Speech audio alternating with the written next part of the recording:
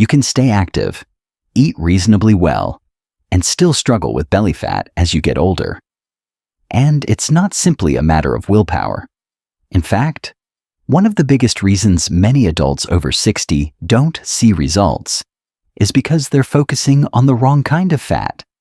What most people don't realize is that the fat you can see and touch may not be the one that matters most for your health.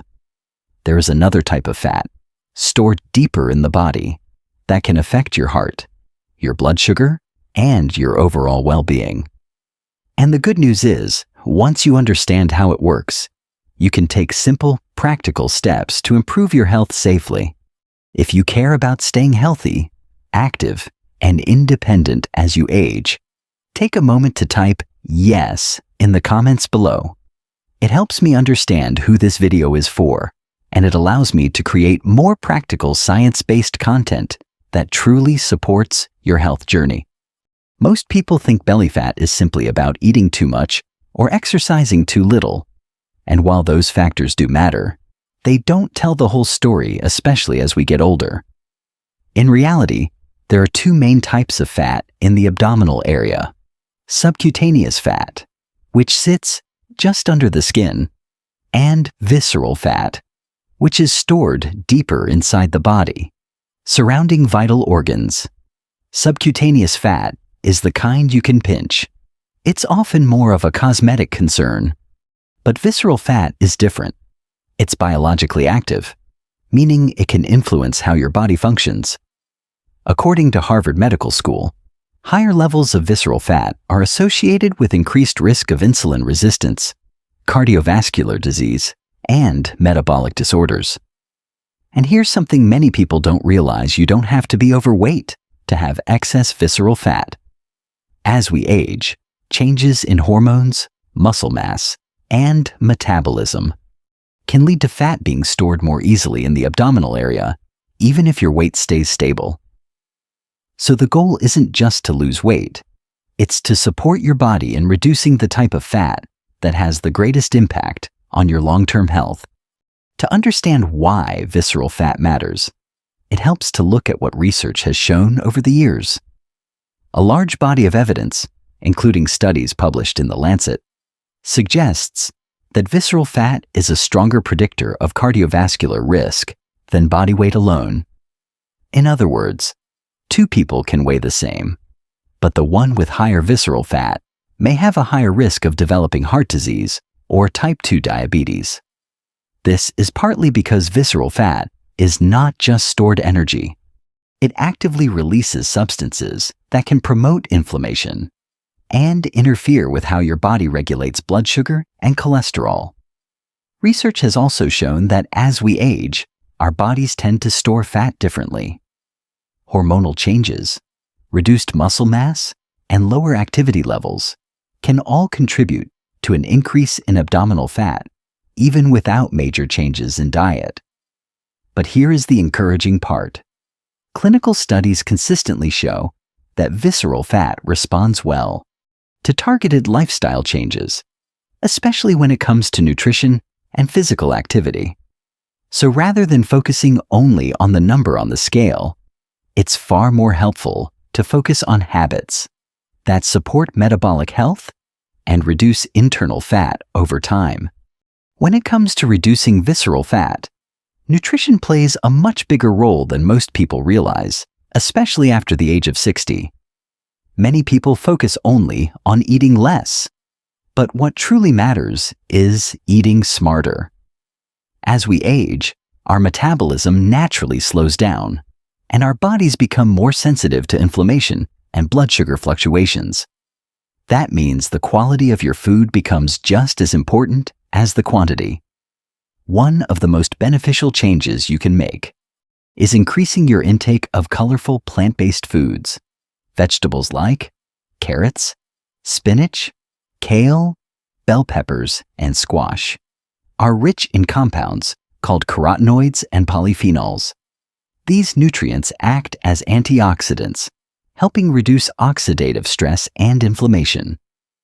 Two key factors linked to the accumulation of visceral fat.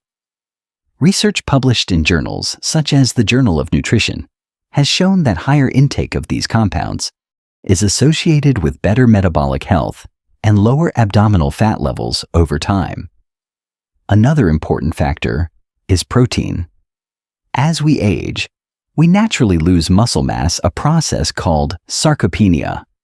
Less muscle means a slower metabolism, including enough high-quality proteins such as fish, eggs, beans, or lean poultry can help preserve muscle, which in turn supports fat metabolism.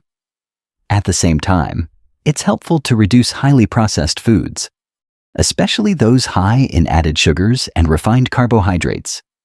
These foods can spike blood sugar and insulin levels, making it easier for the body to store fat, particularly in the abdominal area. But here's the key point. This is not about strict dieting or deprivation. It's about creating a balanced, sustainable way of eating that supports your body's natural ability to regulate weight and metabolism.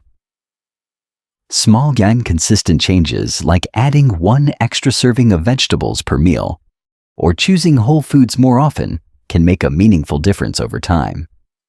In addition to nutrition, certain simple habits can provide extra support, and one of the most studied is green tea. Green tea contains a group of natural compounds called catechins, with one in particular, EGCG-epigallocatechin, galate, receiving the most attention in research. Studies published in journals such as the American Journal of Clinical Nutrition have found that green tea may support modest reductions in body fat, including visceral fat, especially when combined with regular physical activity. The way it works is relatively straightforward. EGCG may help increase fat oxidation, meaning your body becomes slightly more efficient at using fat as a source of energy.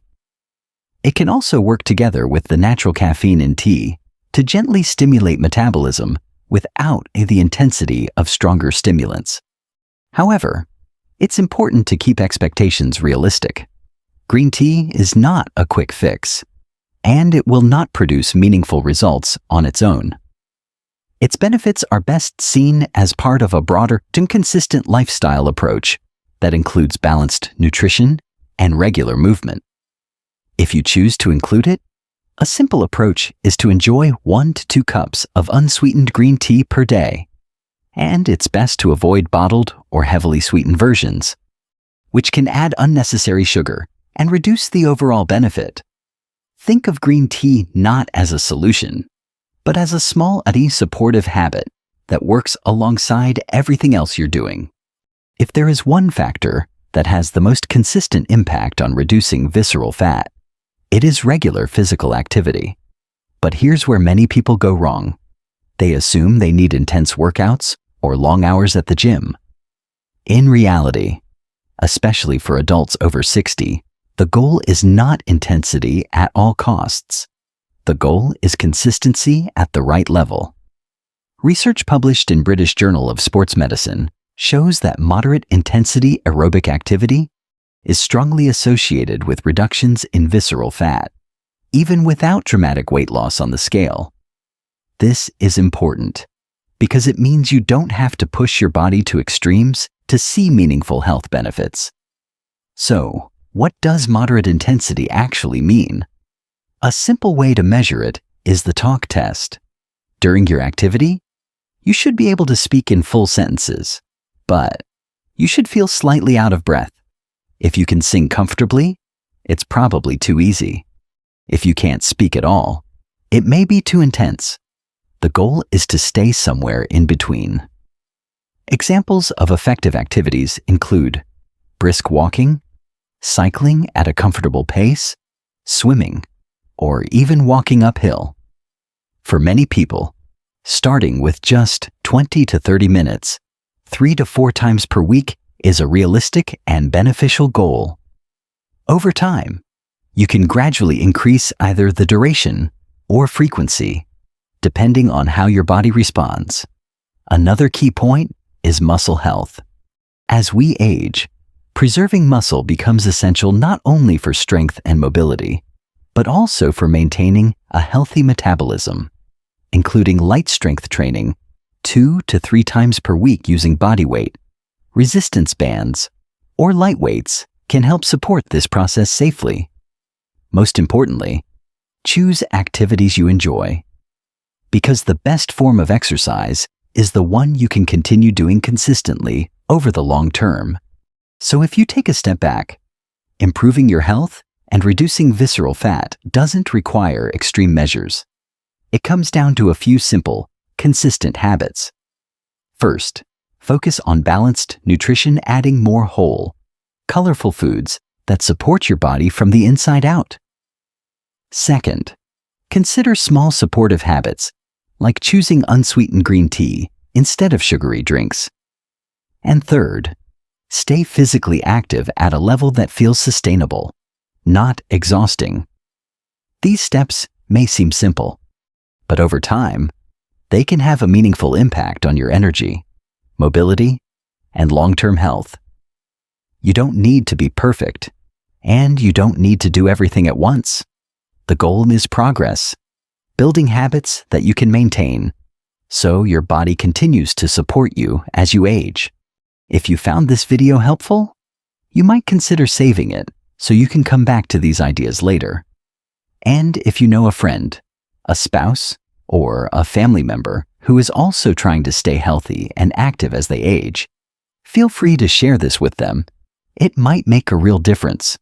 I also create videos like this every week, focused on simple, science-based ways to support your health as you get older.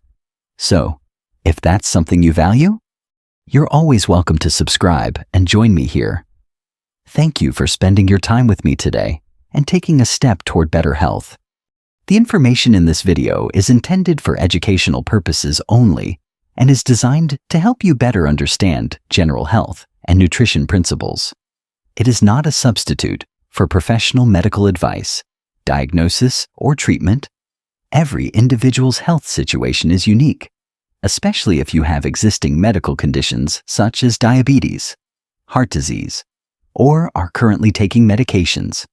Before making any significant changes to your diet, exercise routine, or lifestyle, it's important to consult with your physician or a qualified healthcare provider to ensure these approaches are safe and appropriate for you.